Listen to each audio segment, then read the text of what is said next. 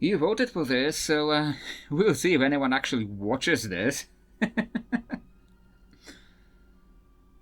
4th edition of Dungeons & Dragons was certainly an experience. The internet is chock full of videos about how bad it was or why it was so bad.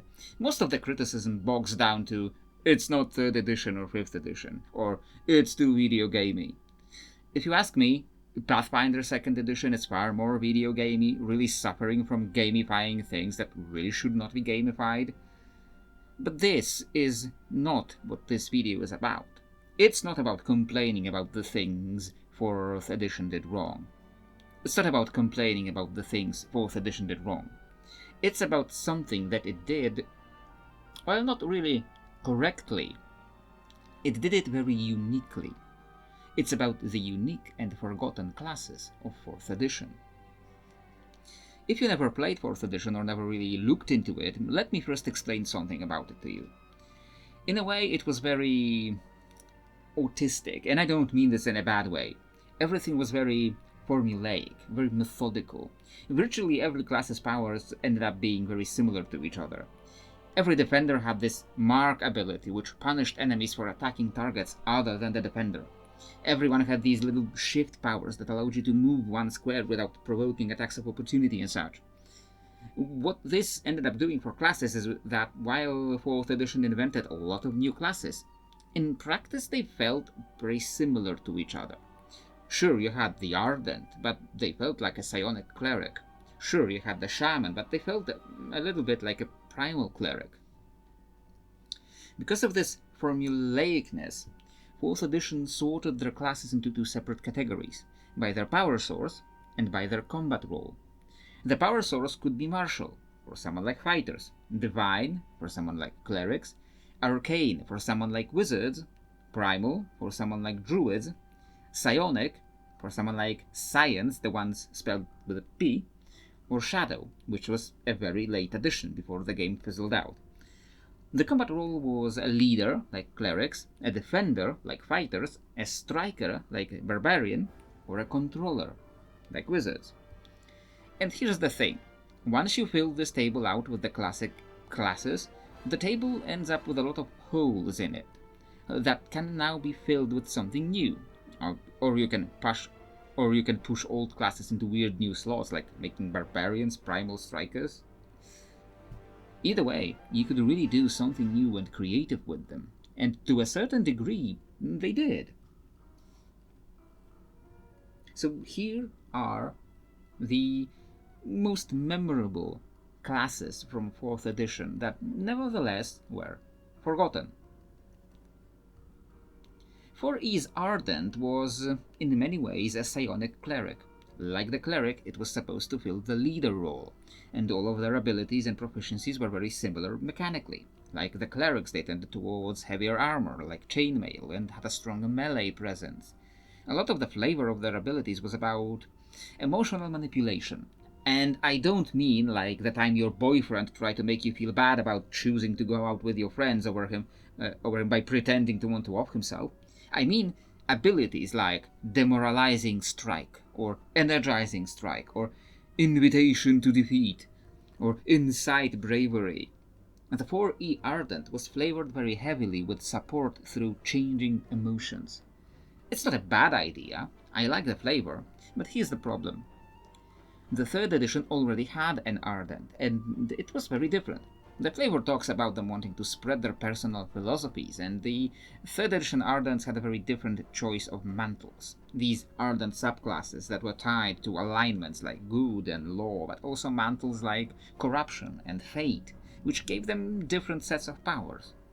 Which frankly made them even more of a psionic cleric, so I don't blame 4E for the change, but you can see how people came with expectations of a class they knew and found something very different instead.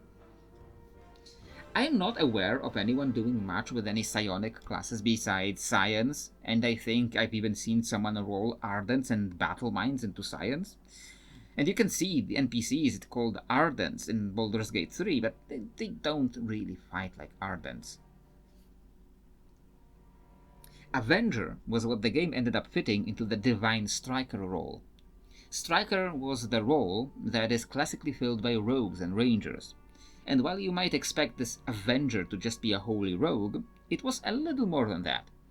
The Avenger wore cloth, because yes, 4th edition was not doing light armor, medium armor, etc. It was doing cloth, leather, chainmail, plate, etc., which didn't help with the WoW TTRPG accusations at the time.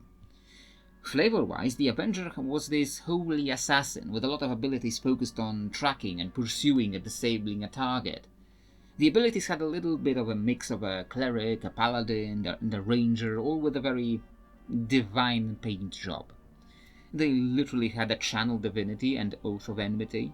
It wasn't a bad idea. I liked the general flavor of the class, but I feel like it does miss a few points. For instance, the Avenger name isn't very evocative. Like, it's not a Marvel game. You know what's a much better name that feels like it fits fantasy archetypes more but still expresses the same theme? Inquisitor. That's what they should have called it.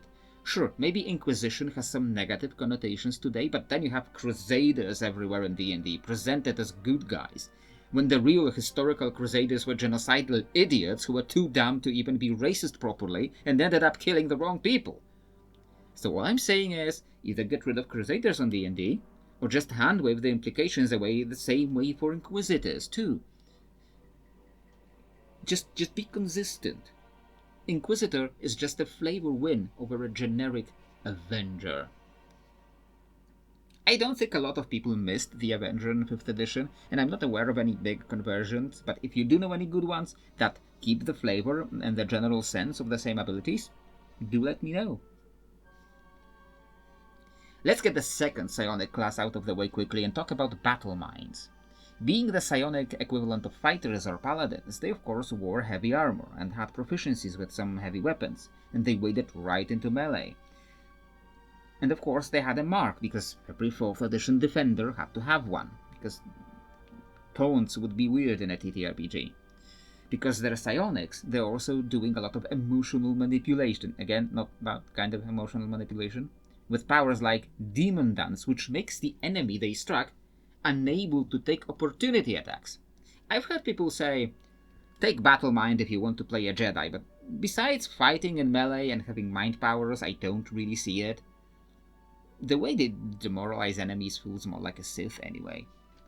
A class that I wish they did add into 4th edition D&D was what I call the Soul Knife, and it was a 3rd edition psionic class, which I think they also made it a subclass for Rogue in 5th edition, but it was originally in 3rd edition. It was a individual full class.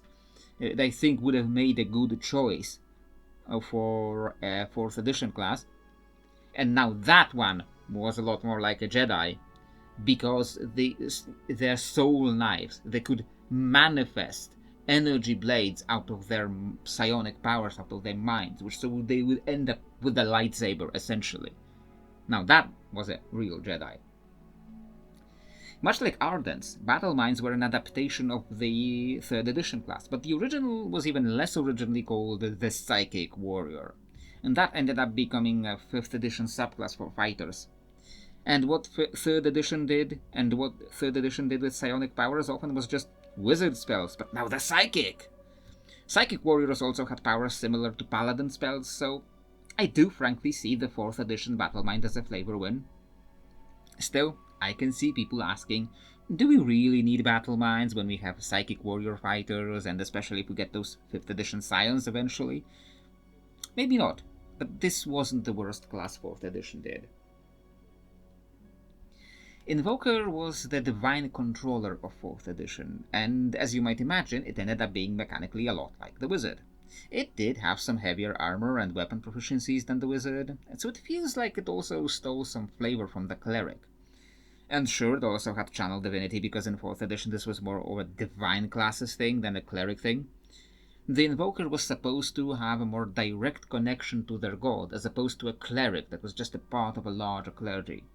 The Invoker was a very special boy, a little bit of a divine warlock, making direct covenants with their god. I guess Moses would be an Invoker if he played 4th edition. So the Invoker ends up taking some of the flavor of the Favored Soul from 3rd edition and the later 5th edition subclass. And while I'm not generally a fan of simplifying older 3rd edition classes into subclasses of the bigger one in 5th edition, I don't think either the Invoker or the Favored Soul really earned their own spot in the class roster. I like the idea of a Divine Caster. Someone who has a more mage or wizard-like combat style but isn't a scholarly bookish type. A kind of individual who invokes a greater power, a kind of divine wrath. But like with the Avenger, the name isn't very inspiring. What I would have gone with was something like Prophet or Mystic. Hell, 3rd edition even had a Mystic Theurge class that was all about delving into divine mysteries with a scholarly predisposition and invoking this kind of a holy 18th, 19th century occultist image. And instead of that, they went with Invoker, which is just about the blandest name they could have come up with. Like, what are you even invoking? It doesn't even say what you're invoking. Like, it was a class about like invoking different things. And then I get it, but it's just how is it? Does it? Okay. I feel like Seeker is the class they came up with when someone wanted to make a Primal Striker and realized they already made the Ranger a Martial Striker, and they went like, oh, shoot, we need to make a Ranger, but like more primal. Out of all of these classes, the Seeker probably feels the most redundant flavor-wise. It's a Primal Ranger running around forests, invoking spirits to grapple and manipulate people. And while you can definitely make the Ranger more weapon-focused and make this class more about the magic plus bow, there is little room there mechanically. But I think there is room there mechanically. But I think the flavor just isn't there. I don't think the Seeker was very popular, and I'm not aware of any adaptations for 5th edition. But again, I have missed things in my research before, so if you know some good adaptations, especially if they add some more unique flavor that makes them stand out from Ranger, do let me know. I would love to hear about that. While the Shaman was the primal leader of 4th edition and had a lot of similarities to clerics, I think it does have some flavor and mechanical wins that make it stand out more than most. Shaman wears lighter armor than clerics, preferring cloth or leather and far fewer weapon proficiencies, which already lends to a more unique visuals. But probably the biggest flavor distinction for Shamans was their spirit companion. Every Shaman came with a spirit companion, and they could choose from a small selection of possible companions, and the biggest mechanical difference was, while the cleric was doing their shifts and their buffs personally, the Shaman was using the spirit companion to apply those. Like, there was this power I remember that where the spirit companion would like make an attack at the enemy that didn't do any damage, but like opened up the enemy and allowed your ally nearby to do another attack of opportunity. You can see like how the flavor of the Shaman works here. It makes a minor difference mechanically, but I just love the flavor of it. Which makes me so surprised I haven't really seen any major adaptation of the Shaman for 5th edition. There are fan-made 5th edition Shamans, but more often than not, from what I've seen, they go more towards the Warcraft-style lava-blasting type of Shaman, which is definitely not the same thing. I did a tiny little bit of work on the more 4th edition style Shaman with the Spirit Companion, and I invented all of these subclasses, making them rival clerics and wizards in the number of them, because using all the elements and para-elements and quasi-elements of D&D lore really lends itself to a list like that. Granted, it's just for a single trait adaptation for a different system, that is mine, so I don't have to actually write up 16 D&D subclasses, but there's definitely a lot of flavor to build on here. And maybe one day I will make a full 5th edition class, and I will definitely have these on my world of Shoestone. Swordmage isn't a bad idea flavor-wise, and you'll find some kind of blade singers or battle mages in many fantasy settings. Often they're meant to be just a type of wizards or a wizard-fighter multi-class. Sometimes you do see them as a unique class, like Pathfinder's Magus. Magus? One of those. The Swordmage was one of those, and though it again falls into the trap of 4th edition, so all the powers feel very samey between classes of the same role, there is some obvious fantasy flavor that is very popular. And yet it wasn't picked up by 5th edition. The Blade Singer Wizard is not quite the same thing, but I guess it gets the concept through to people who want it in their game. On the topic of adaptations, I have to bring up the spell sword made by a guy who goes by Kibbles Tasty. The name is technically different and the mechanics are not identical, but given their other work, I think there is a clear inspiration from the 4th edition Swordmage in their spell sword. The subclasses are totally different and not based on any class choices or paragon paths from 4th edition, but it definitely gives you a lot of very sword-magey flavor in the class, so I definitely recommend checking that out. Either the standalone class or the Kibbles Compendium of Legends and Legacies book. You know what 4th edition made into a class? Vampire. Now, don't get me wrong, vampires are very popular, and it's certainly some very strong flavor for a playable character option, but I'm not quite sure it's a class. First off, because it's 4th edition, the vampire is a shadow striker, so it has a certain playstyle baked into it.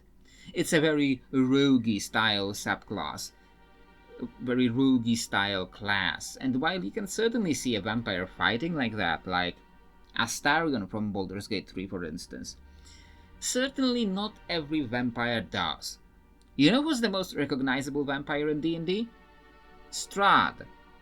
And while he can bite and grapple and hit you with a weapon, he is primarily a spellcaster, with some very scary spells. Vampire doesn't feel like a class to me. It's either a race, like the Dhampir lineage from the Astarion 5e book, because of course WotC had to slap his name on a book, or something I advocated for myself, a template that you can pick up as a quasi-class for a couple of levels that slowly gives you vampire abilities as you learn them over time. Abilities that would be useful for multiple classes, and not just rogues. Warden is the class 4th edition created to fill the Primal Defender role. It ends up feeling like a bit of a druid/paladin multiclass. They wear lighter armor than paladins, but they don't get the can't use metal weapons and armor restriction from druids, so they really end up somewhere in the middle.